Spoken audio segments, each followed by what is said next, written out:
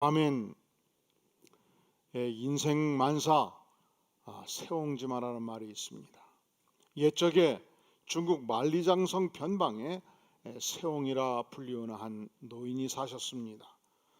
연세가 많은 만큼 말을 타고 다녔습니다. 말이 발이지요. 그런데 어느 날 이 말이 만리장성을 떠나서 오랑캐 땅으로 들어가 버린 것입니다. 너무 고통스럽습니다. 사람들이 만날 적마다 할아버지 말이 보배신데 어떡하지요? 어떡하지요? 함께 슬퍼했습니다. 그런데 세옹은 태연하게 아니 이 일이 좋은 일이 될지 누가 알겠소? 아닌 게 아니라 며칠 지나서 말이 저절로 걸어서 자기 발로 세옹의 집을 찾아온 것입니다. 그러니 동네 사람들이 얼마나 기뻐했겠습니까? 이 세옹을 만날 때마다 축하하오, 드디어 말이 스스로 왔으니 얼마나 기쁜 일이오. 그러니까 세옹이 아니 이 일이 화가 될지 누가 알겠소? 태연하게 말한 것입니다. 아닌 게 아니라 노인의 아들이 말을 전속력으로 타고 가다가 떨어져 버린 것입니다. 발이 부러져 버렸습니다. 아이고 귀한 아들을 다쳤으니 어떡합니까? 사람들이 함께 슬퍼할 때 세옹은 아니 이 일이 좋은 일이 될 줄 누가 알겠어? 이렇게 슬퍼하지 아니한 것입니다. 전쟁이 터졌습니다. 오랑캐가 물밀듯이 쳐들어왔습니다. 모든 마을의 청년들이 징집되었습니다. 그리고 노인의 아들만 징집될 수가 없었습니다. 왜 그렇지요? 다리가 풀어졌으니 걸을 수가 없지 않겠습니까? 어찌 전쟁터에 나갈 수가 있겠습니까? 문제는 전쟁이 끝났을 때 징집된 모든 젊은이들이 전사가 된 것입니다. 오직 아들만 살아남은 것입니다. 그 뒤로 사람들은 말하기를 인생만사 뭐라고요? 세옹지 마라. 이것은 무엇을 말합니까? 우리가 살아가는 이 땅의 삶은 해가 뜰 때가 있으면 피올 때가 있고 인생이 잘 풀릴 때가 있으면 잘 안 풀릴 때가 있고 이와 같은 것이 인생 만사라 그렇게 사람들은 노래한 것입니다. 천루역정에서 크리스찬이 드디어 멸망의 도시를 떠나서 하나님께 이르는 천성을 향해서 가기로 작정을 합니다. 엄청난 인생의 짐을 지고 천성을 향해서 여행을 떠나는데 절망의 수렁에 빠져서 죽을 고생을 합니다. 누구의 도움을 받죠? 미스터 돔이라는 인물의 도움을 받고 겨우 탈출합니다. 그리고 드디어 아름다움의 집에 도착합니다. 제가 지난주 목요일 날 그 아름다움의 집을 가봤습니다. 기가 막히게 아름답습니다. 이 지구촌 교회가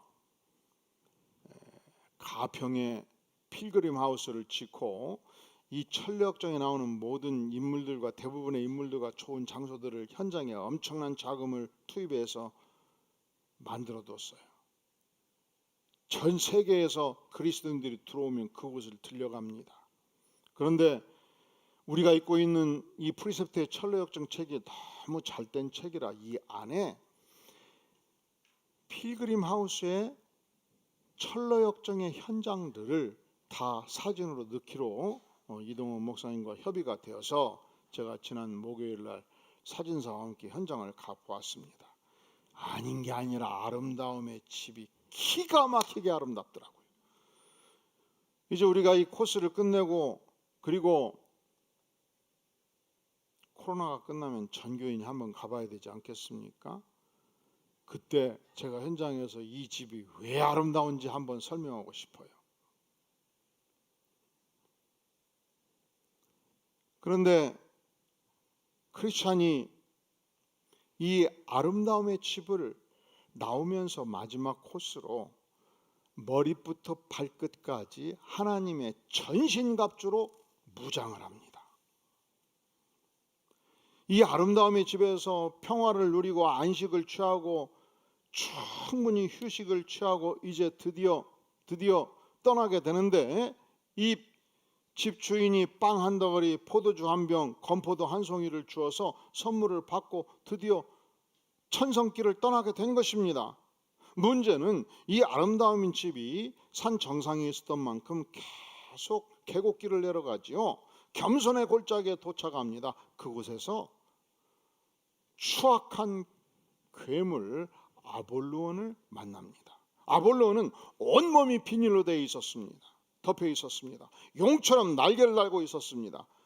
곰발을 가지고 있었고 사자의 입을 가지고 있었습니다. 이 아볼로온이 천성길을 가는 크리스찬을 공격하기 시작합니다. 엄청나게 많은 불화살을 마치 우박 쏟아붓듯 쏟아부었습니다. 크리스찬이 방패로 전심하여 맞고 맞았음에도 불구하고 머리와 손발에 상처를 입게 된 것입니다. 무려 반나절을 치열하게 싸웠습니다. 거의 탈진한 상태가 된 것입니다. 이제 마지막 아볼론이 최후의 공격을 가할 때 크리스찬도 젖먹던 힘을 다해서 칼로 아볼로의 이 중심부를 찔러 대니까 드디어 아볼론이 무찔러진 것입니다. 드디어 크리스찬이 승리를 하게 된 것입니다. 우리는 질문을 해보죠. 하나님, 왜 우리가 천성길을 갈 때 아볼론 같은 존재를 만나야 됩니까? 왜 이 겸손의 골짜기를 만나야 됩니까? 왜 우리가 사망의 음침한 골짜기를 지나가야 됩니까? 이것이 우리의 질문이에요. 오늘 성경 본문에서 바울도 자신에게 사단의 가시가 있었다고 말합니다.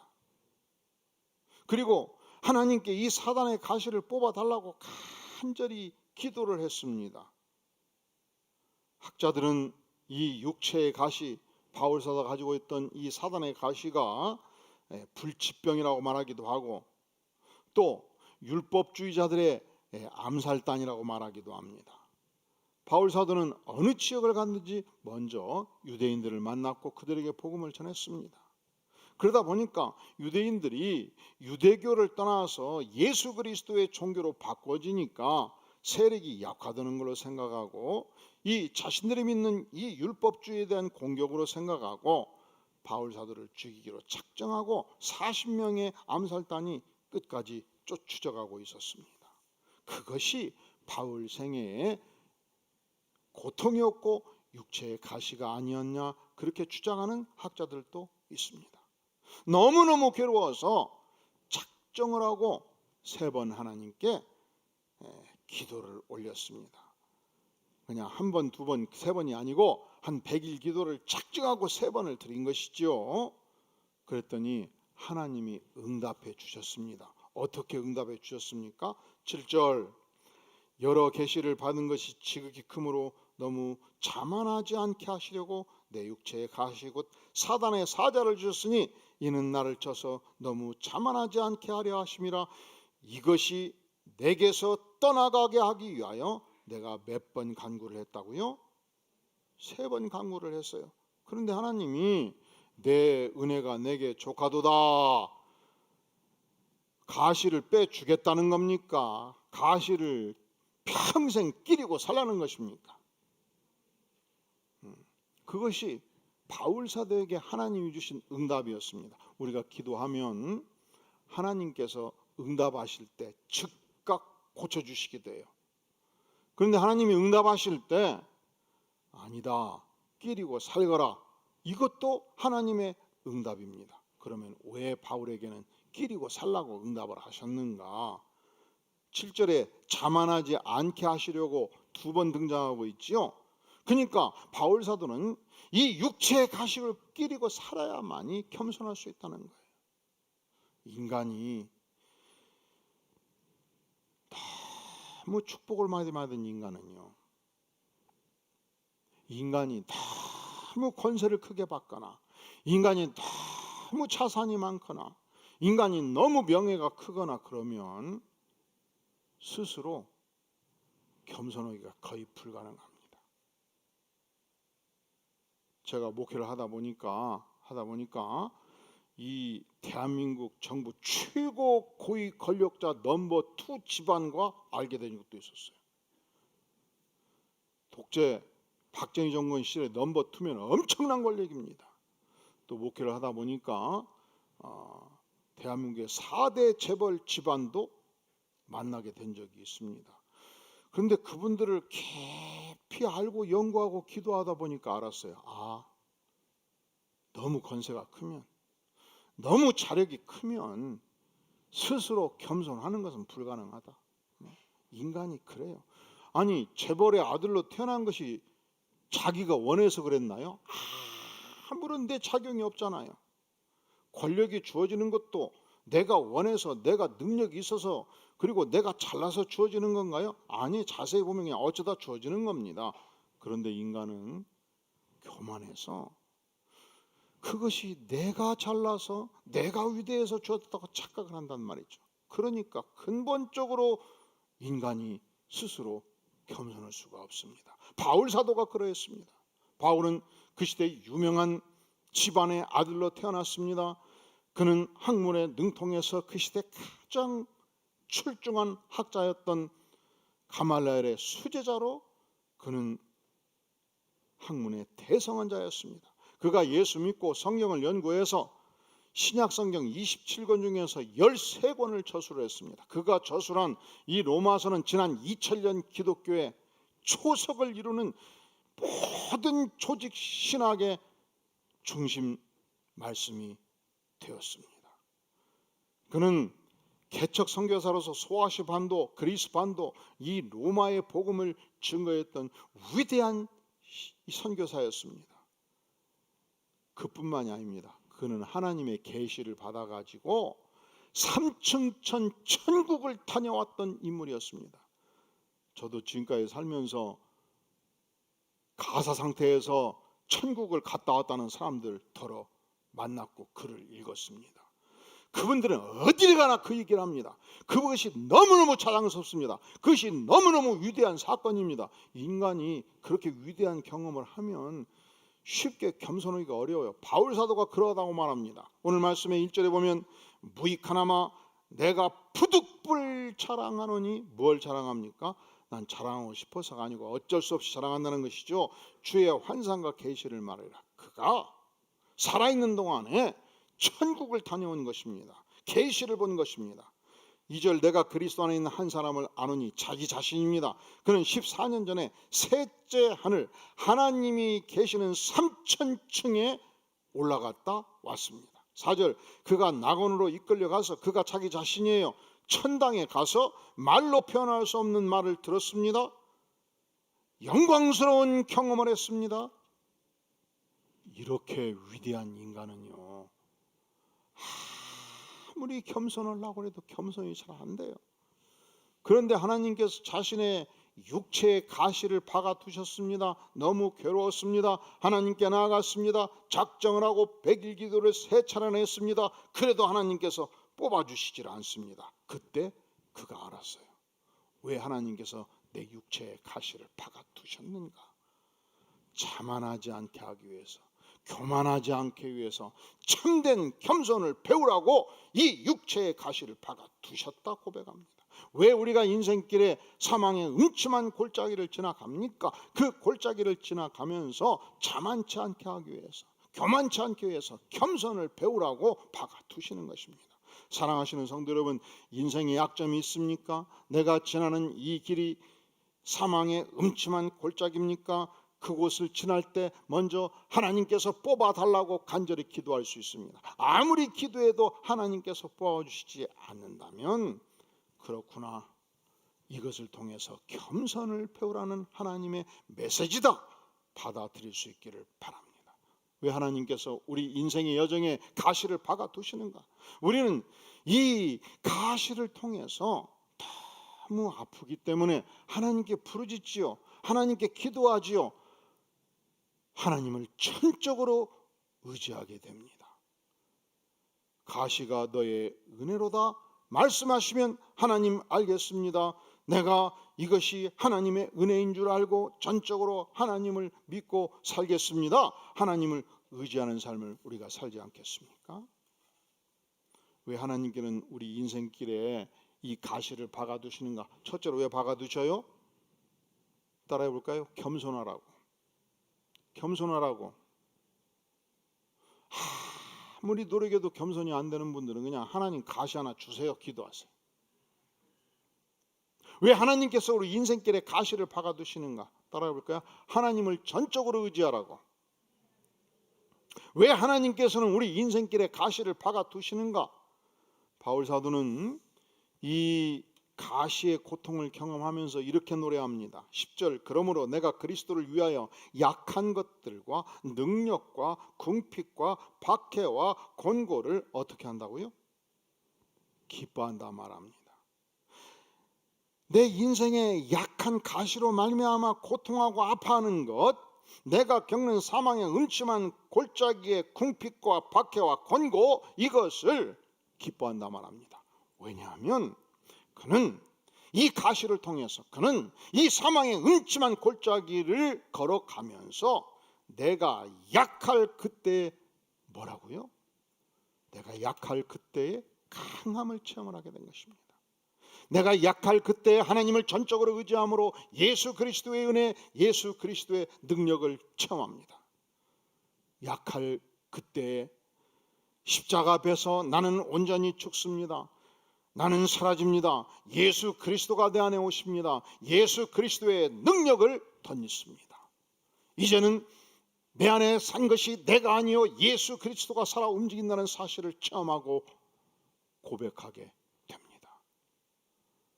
하나님께서는 왜 내 연약한 육체에 가시를 박아 두셨는가? 이 가시를 통해서 겸손을 배웁니다. 이 가시를 통해서 하나님을 전적으로 의지합니다. 이 가시를 통해서 하나님의 위대한 능력을 덧입게 되는 것입니다.